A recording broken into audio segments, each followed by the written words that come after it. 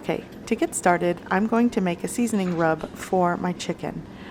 And here I have a bowl, and I wanted to show you the brands that I use for those of you that like to know. So to start off with, I'm going to be using a half teaspoon of paprika.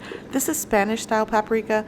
You could use smoked paprika or Hungarian paprika, whatever you have. This is the bottle I had, so this is what I'm using. I'm also going to be using 1 teaspoon of onion powder. And again, just to show you the brands that I use, because I do know sometimes, it does make a difference. So this is why I wanted to show you. I'm also going to be adding a teaspoon of garlic powder, a teaspoon of lemon pepper, and this is a salt-free lemon pepper. And for the salt element, I'm going to be using Lawry's seasoning salt. Now, if you don't have this, just use salt. And I'm adding 1 teaspoon of this seasoned salt. And now I'm just going to give everything a mix.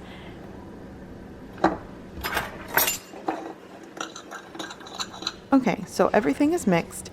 Now I want to show you, I will be using 4 pounds of bone-in chicken thighs. This is basically 8 chicken thighs. And this is bone-in, skin, and all. If you want to use a different cut of chicken, legs would be another substitute for this recipe. You could also use chicken breast.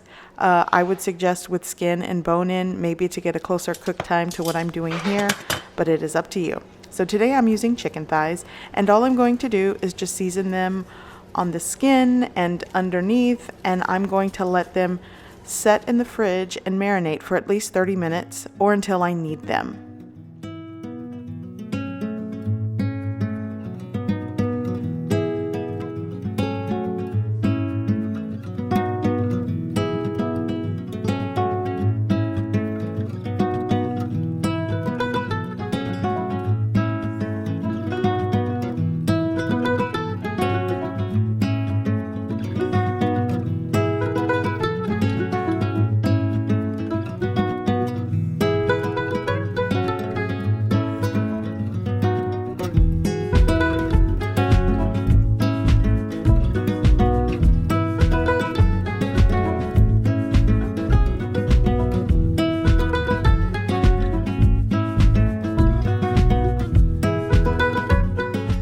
Okay, so while my chicken is marinating, I'm going to show you the other ingredients I'll be using.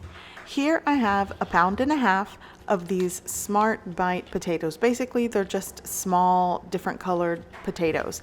You can use the potato of your choice, but for this recipe, I do recommend chopping them into bite-sized pieces so it cooks along with the chicken. Or you could roast them separately, it's up to you. But today, this is what I'm doing. I'm also going to be roughly chopping, or just in large chunks, 2 medium onions that I need to use. I am just going to be using yellow onion. You can use, again, the onion of your choice. I'm just using what I have. Okay, so it has actually been over an hour that my chicken was marinating. I went ahead and took them out of the fridge to let the chill off of them for around 15 to 20 minutes. I do suggest doing that because what I'm doing now is going to preheat this pan, and I'm going to be adding a little bit of oil and basically browning the chicken.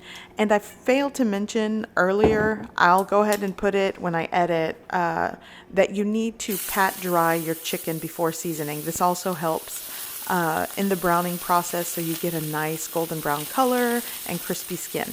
So I am putting this skin side down first. I'll give it a flip, and on each side I'm going to be browning them for 5 minutes. Make sure you do this because it does make a difference when you're baking and the bake time. If you just brown them for like 2 minutes, with the time that I'm going to be baking them in the oven, you might end up with raw chicken or undercooked potatoes. So I sort of suggest make sure you at least brown them for 5 minutes on each side. It gets the cooking process started, and remember, there is a bone in here, so bone-in chicken does take longer to cook.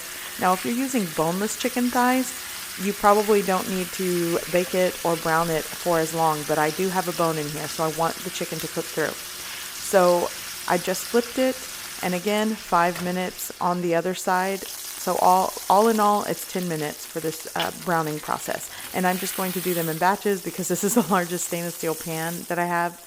But if you do have a larger pan, then you probably could get this done in a batch or 2. But it took me 3 batches of browning on each side. So So again, just a reminder, 5 minutes on each side. And by the way, I am working with a medium to medium low heat, nothing on high.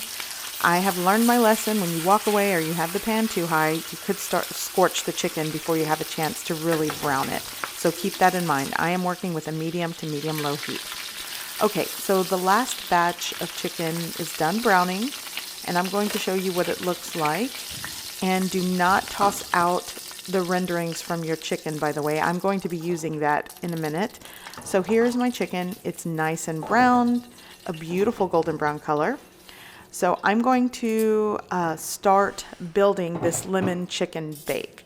So here I have a 9x13 ceramic casserole dish, and in goes my potatoes.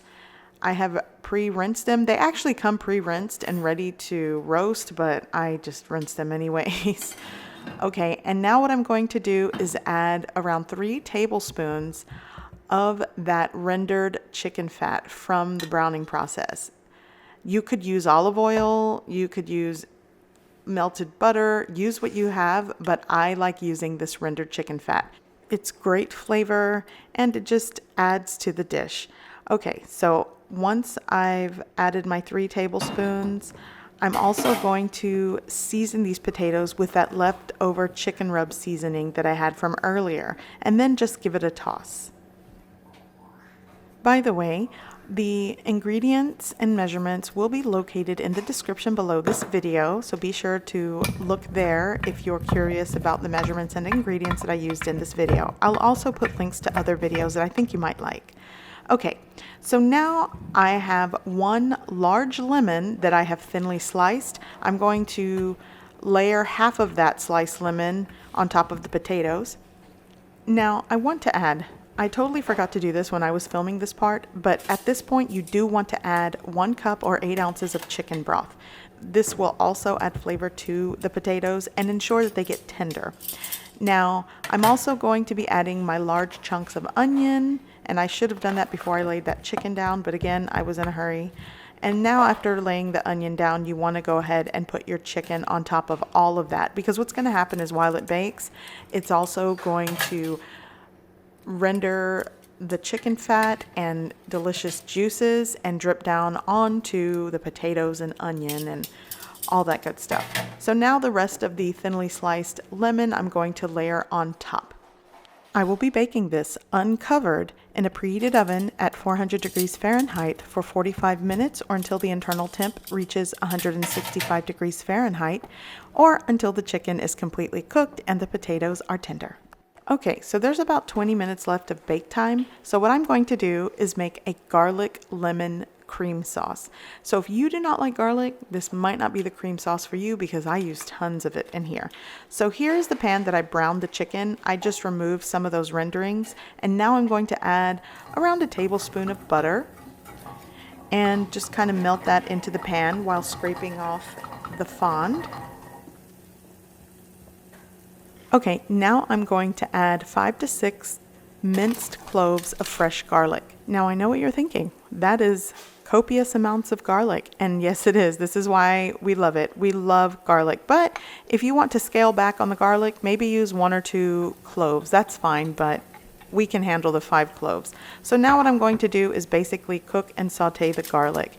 And again, I want to remind you, my heat level is at a medium to medium low heat, and when I bring the pan up to temperature, or when I preheat it, it's just slow and gradual so I don't burn anything. Especially burnt garlic is the worst.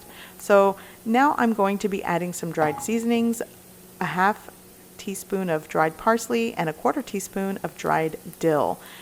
I did put that this is optional, but if you do have it, or if you want to buy it and try it, I recommend it. Dill, lemon, garlic, those are all fantastic flavors to go with chicken. So now I'm just going to continue sauteing, and the heat will allow the dried seasonings to sort of start becoming aromatic and waken up. So again, I've switched to a wooden spoon. I should have started with a wooden spoon, by the way, but I definitely want to start scraping up more of that fond so it just doesn't burn there sitting at the bottom of the pan. Okay, now I'm going to be adding 8 ounces of chicken broth to deglaze the pan and definitely work in that fond.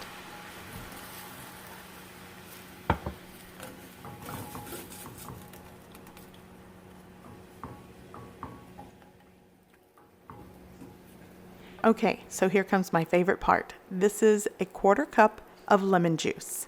Now, fresh squeezed lemon juice works the best, but I do want to show you what I'm using today. I typically don't like using bottled citrus juices, but this particular juice really does taste close to the real thing. Well, it is the real thing. It's not from concentrate, and there's no preservatives or additives to it. So it's basically organic lemon juice. So if you want to see what I use today, this is it. It's by Lakewood Organic Lemon Juice. Okay, so what I'm going to do is continue scraping any fond and allow my chicken broth lemon garlic combination mixture reduce by half. In the meantime, my chicken is done. So I'm going to take it out of the oven and allow it to rest until my cream sauce is ready, but you want to let it rest for 15 to 20 minutes. Okay, so my chicken broth has reduced pretty much by half.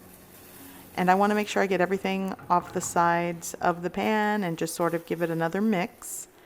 And now I'm going to add 2 cups of heavy cream. Definitely you want to use heavy cream. Maybe half and half would work, but you'd have to reduce it to get the thickness that you want. So this is why I suggest 16 ounces or 2 cups of heavy cream.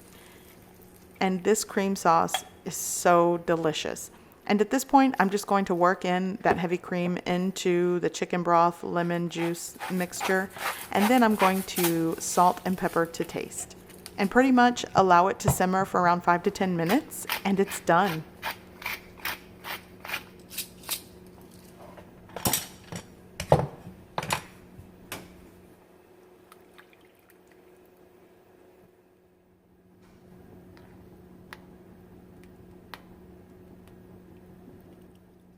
Okay, so my cream sauce is ready. My chicken has rested. So it's time for dinner. And I'm going to show you how I decided to plate this today. Here I have a large flat bottom bowl. It's kind of like a pasta bowl, and I just added some fresh baby spinach. You could also saute the spinach, but I like the wilted spinach with everything on top.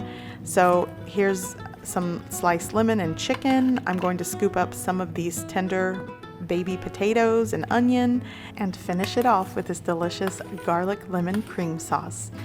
So today a cold front came through, and it is definitely a cold snap for Texas weather. So this delicious lemon chicken bake is perfect to warm us up for dinner. I certainly hope you guys give this recipe a try. I hope you like it, and thanks for watching.